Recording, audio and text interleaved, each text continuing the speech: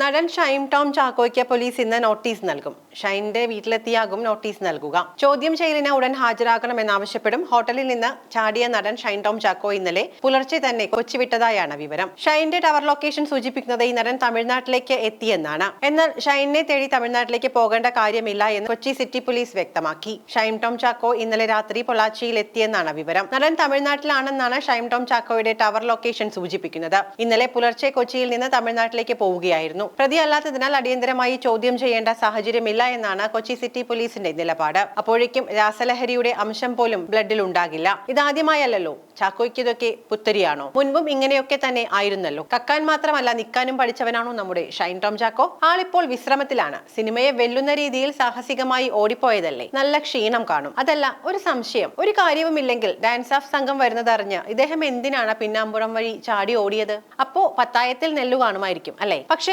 പ്രത്യേകിച്ചൊരു പരാതി ലഭിക്കാത്തതിനാൽ പോലീസിന് കൈവിട്ടൊന്നും ചെയ്യാനും പറ്റുന്നില്ല. നായകൻ ഇന്നലെ പുലർച്ചെ കൊച്ചിയിൽ നിന്നും തമിഴ്നാട്ടിലേക്ക് പോയി എന്നാണ് വിവരം ലഭിച്ചിരിക്കുന്നത്. പ്രതി അല്ലാത്തതിനാൽ അടിയന്തരമായി ചോദ്യം ചെയ്യേണ്ട സാഹചര്യമില്ല എന്നാണ് കൊച്ചി സിറ്റി പോലീസിന്റെ നിലപാട്. നടൻ മടങ്ങിയെത്തുമ്പോഴേക്കും ചോദ്യം ചെയ്യാനാണ് നീക്കം. ഷൈനെ രക്ഷപ്പെടാൻ സഹായിച്ച ആളെ കേന്ദ്രീകരിച്ചും അന്വേഷണം നടക്കുന്നുണ്ട്. ലഹരി പരിശോധനയ്ക്കിടെ കലൂരിലുള്ള PGS വേദാന്ത എന്ന ഹോട്ടലിൽ നിന്നും നടൻ ഷൈൻ ടോം ചാക്കോയെ ഇറങ്ങിയോടുന്നതിന്റെ CCTV ദൃശ്യങ്ങൾ പുറത്തു വന്നിരുന്നു. 3-ാം നിലയിലെ മുറിയുടെ ജനാല വഴി ഷൈൻ 2-ാം നിലയിലെ ഷീറ്റിന് മുകളിലേക്ക് ചാടി. ചാട്ടത്തിന്റെ ആഘാതത്തിൽ ഷീറ്റ് പൊട്ടി. തുടർന്ന് 2-ാം നിലയിലെ സ്വിമ്മിംഗ് പൂളിലേക്ക് ചാടി. അവിടെ നിന്നും സ്റ്റെയർകേസ് വഴി ഷൈൻ ഓടി രക്ഷപ്പെടുകയായിരുന്നു. കലൂരിലെ ഹോട്ടലിൽ നിന്നും നഗരത്തിലെ മറ്റൊരു നക്ഷത്ര ഹോട്ടലിലേക്കാണ് ഷൈൻ പോയത്. അജ്ഞാതന്റെ ബൈക്കിലായിരുന്നു ഷൈനിന്റെ യാത്ര.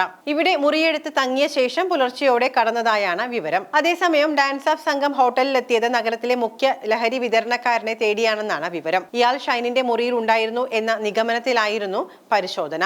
ഡാൻസ് ഓഫ് സംഘം മുറിയിലെ വാതിലിൽ തട്ടിയതോടെ ഇവിടെ സർവീസ് വേണ്ട എന്നായിരുന്നു ഷൈനിന്റെ മറുപടി. പാലക്കാട് സ്വദേശിയായ മേക്കപ്പ് ആർട്ടിസ്റ്റാണ് ഷൈനിനൊപ്പം മുറിയിൽ ഉണ്ടായിരുന്നത്. ഡാൻസ് ഓഫ് സംഘം തേടിയ ലഹരി വിതരണക്കാരനെയും പരിശോധനയിൽ കണ്ടെത്താനായില്ല. പകൽ ഷൈനിന്റെ മുറിയിലെത്തിയ 2 യുവതികളോട് പോലീസ് വിവരങ്ങൾ തേടിയിട്ടുണ്ട്. ഇതിൽ ഒരു യുവതിയുമായി ഷൈൻ സാമ്പത്തിക ഇടപാട് നടത്തിയെന്നാണ് കണ്ടെത്തൽ. ഇവർക്ക് ലഹരി ഇടപാടുമായി ബന്ധമില്ല എന്നാണ് പോലീസ് പറയുന്നത്. ഇതിനിടെ ഷൈൻ ടോം ചാക്കോയ്ക്കെതിരെ നിരവധി പേരാണ് രംഗത്തെത്തുന്നത്. ലഹരി ഉപയോഗിച്ച് സിനിമാ സെറ്റിൽ മോശമായി പെരുമാറിയ നടൻ ഷൈൻ ടോം ചാക്കോയ്ക്കെതിരെ നടി വിൻസി അലോഷ്യസിന്റെ തുറന്നു പറച്ചിലിന് പിന്നാലെയായിരുന്നു നടന്റെ വിളയാട്ടം ഓരോന്നായി പുറത്തുവന്നത്. നിരവധി പേരാണ് നടിയെ പിന്തുണച്ചും നടനെ രൂക്ഷമായി വിമർശിച്ചും രംഗത്തെത്തുന്നത്. ഈ അവസരത്തിൽ ഷൈനിൽ നിന്നും തനിക്കുണ്ടായ മോശം അനുഭവം തുറന്നു പറയുകയാണ് മേക്കപ്പ് ആർട്ടിസ്റ്റ് രഞ്ജു രഞ്ജിമാർ. ഇയാൾ അഭിനയിച്ച സിനിമയിൽ ഇവൻ കാട്ടിക്കൂടുന്ന തോന്നിയാസം നേരിൽ കണ്ട വ്യക്തിയാണ് ഞാനെന്നും രഞ്ജു രഞ്ജിമാർ പറയുന്നു. ചില നടിമാർ ചാനൽ ചർച്ചയിൽ ഇവനെ പൊക്കി പറയുന്നു. ഏതർത്ഥത്തിലാണ് ഇയാൾ നല്ല നടനാവുന്നതെന്നും വെള്ളപൂശാൻ ചിലരുണ്ട് എന്നും രഞ്ജു രഞ്ജിമാർ ഫേസ്ബുക്ക് കുറിപ്പിലൂടെ പറഞ്ഞു.